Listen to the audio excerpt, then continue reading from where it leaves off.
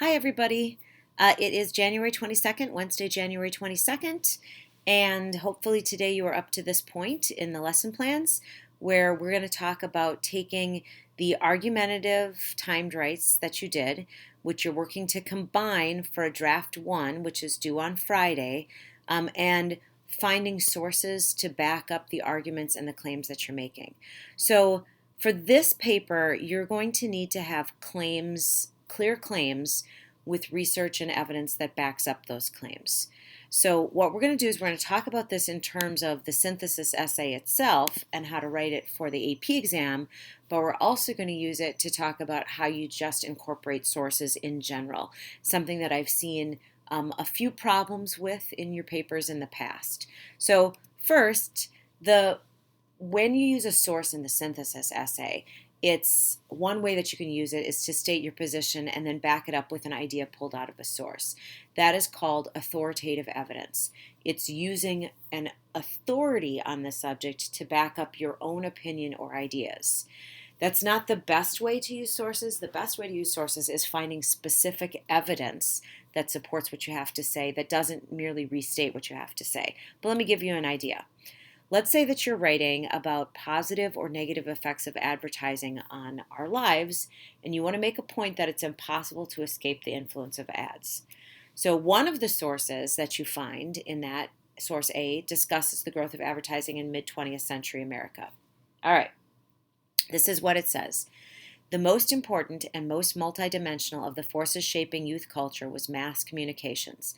Signs, billboards, store displays, supermarkets, the traditional media, and finally the new, all-consuming, substitute environment, television, enveloped us in a cocoon of sensory information. I think it is doubtful that anyone who did not grow up in this post-war period can appreciate how much the senses of the young were bombarded, as they are today, by messages. Indeed, the media, in the broadest sense of the word, provided a new environment. To those who grew up in the new urban complexes, it virtually was the environment. All right, so you want to make a point that it's impossible to escape the influences of ads. So looking within this quote right now, I'm going to pause for a second and find something within that quote that you think would provide good authoritative evidence that shows that it's impossible to escape the influences of advertisement. Find a quote that kind of shows that idea. All right, I'm going to pause the recording for a moment and find a couple quotes that you think are the best ones. Okay, so you found some good quotes that you can use. Now, the idea is that you want to make sure that you incorporate those quotes, whether you use a direct quote or not. So if you're doing a direct quote that is word for word from the source, let's say this right here could be a way that we could incorporate it. I'm going to use the quote from the last page, the last sentence, to those who grew up in the new urban environment, blah, blah, blah, to incorporate. So I have my words at the top here, what I want to say. Even though most people are aware of how completely surrounded they have become by advertising, it has an unbelievably negative and profound influence on the environment. This is still my words. Within cities, we are confronted constantly by signs asking us to buy this, be this, or do this. American citizens, especially youth, are hardly given a chance to be themselves. In fact, to those who grew up in the new urban complexes, it virtually was the environment. Okay, so I can incorporate it that way. If you are wanting to have a part of a quote, you can use ellipses to omit words from the original for grammatical or for other reasons. But that doesn't mean in the synthesis essay, you can't just start the sentence like to those and ... environment. No, it has to make sense within the sentence. So it's not like I'm just going to omit all the words so that people know what quote I'm talking about. No, you have to write out the quote that you have. It's just some parts of that quote might not be necessary for it to be completely understood. Added words, if you need to change the meaning of the sentence or if you need to clarify something. So if I wanted to clarify it here, I would use a bracket. Let me show you what that is. So if I'm wanting to clarify it after that, I would put bracket. If you look at your keyboard, you'll find your bracket somewhere probably above your return or enter key. It is that like square parentheses bracket. So I want to define what it is. So I would say new media, and I would end the bracket there. That indicates that new media now is my words, not originally from the quote. So that's how you insert your own words to kind of help clarify the meaning. Sometimes you have to do that if like the number of the word in the quote or the tense of the word in the quote doesn't match the number or the tense that you're writing, then you take out the word that the author used and you put in your own word in the brackets. So here is an example, new media or advertising kind of shows you how that bracket would work as well. Okay, so word for word quotes. If you want to quote indirectly, that means that you're quoting an idea without the word, like reporting an idea without quoting it word for word. You still have to cite your source, but no quotation marks are needed. So here this changes that. Even though most people are unaware of how completely surrounded they have become by advertising, it has an unbelievable, profound influence on the environment. And here I'm giving the idea. In fact, Source A claims that it virtually was the environment to those who grew up in urban areas during the post-war period. I've paraphrased what Source A says, put in my own words, but I still have to give credit to that source because that's what gives me credibility as a researcher, that I have something else that backs up my ideas. Okay, some words of caution. So using direct and indirect quotes sparingly as illustrative material is a good idea. Use them to support ideas that you have first stated in your own words. A quote should never state your idea for you. Never state your idea for you. Every paragraph of your argument should begin with your claim with your words. No quotes from sources. Sources should only back up what it is that you're saying. You might be tempted to use lots of quoted material, but don't do it. A little bit of quoted material goes a long way, and then it can kind of back up what it is that you have to say.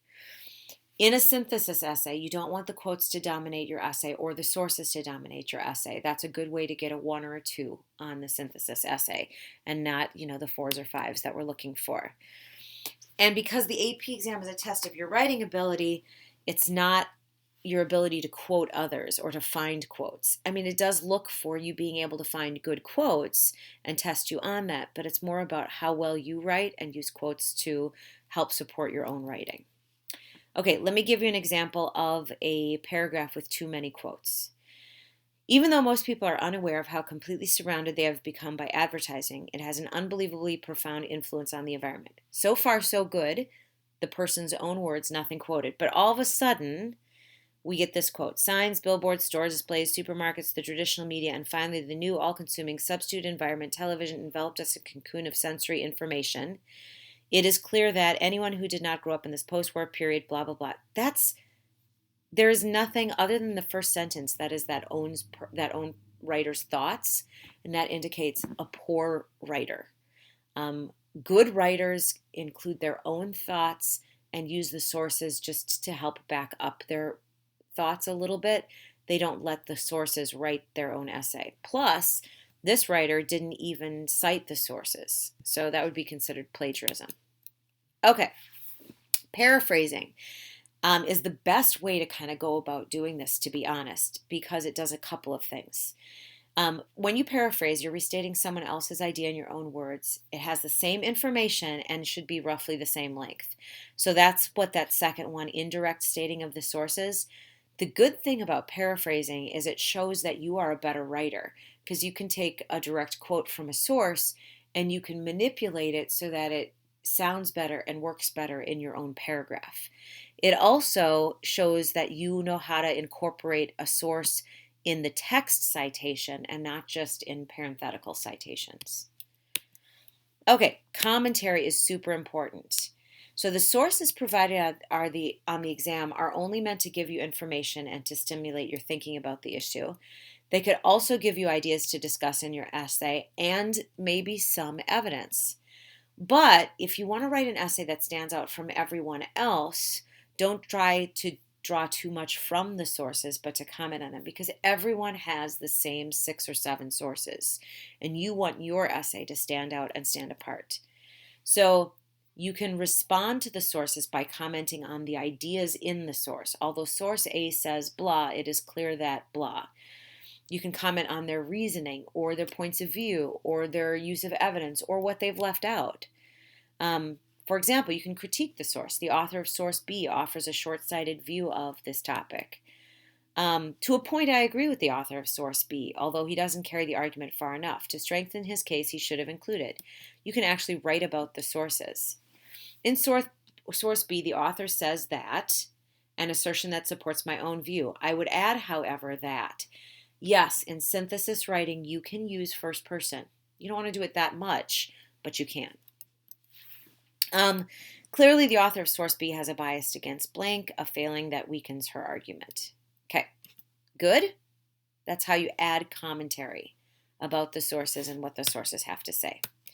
So citing the sources. You have to cite all sources, whether you pull from them word for word or whether you pull their ideas and you paraphrase it. This is true in the synthesis essay. It is true in your major papers. It is true in writing a speech for a rhetoric and research class. It is true for every time you use information from the internet, or you could be considered that you are plagiarizing, unless that information is general knowledge. So anytime you borrow, paraphrase, or adapt ideas, you have to have a brief parenthetical reference within the text of your essay. So for the synthesis essay, you can refer to the sources as source A, source B, source C, source D, source E, but they also give you the author's names, and you can do them in correct MLA or APA format if you want to do that as well. I sometimes like it when I see correct MLA APA format on the AP exam because it shows me that this person knows what they're doing as far as citing sources. But source A, it's not going to deduct points from you if you do source A, source B. You can also put the author's last name. The end punctuation comes after the close of the parentheses, not before it. I keep correcting that on some of your papers. So the parentheses, the parenthetical citation is always part of the sentence. You can integrate the information more fully into the text by using the author's name. Dean Marcy Denby argues that the basic purpose of a university education, blah, blah, blah. And if you don't cite the information, you will be hurt as far as your score is concerned. An essay that might otherwise score like a top score of 4, 5, or 6 could receive only a 1 or 2 if you document your sources. I've seen essays on the AP exam back when we were a scale of 9 where I would have given it an 8, but I had to give it a 2 because the sources weren't cited. So keep that in mind with the synthesis essays and citing sources. Okay, so what I want you to do today in class is I want you to work together to find research that backs up your claims. You have your own claims from your argumentative essay that you wrote. Now you have to find research that backs them up. Yesterday I told you to find research that backs up a background section and also suitable sources for your argument. Today I want you to start incorporating those into your essays. So your task for the next 2 days, because you're going to have a group work day in class tomorrow, as well as a group work day on Friday, and at the end of the class, your draft 1 will be due. You'll have to go print it at the end of class tomorrow and turn it in to Mr. Freiberger.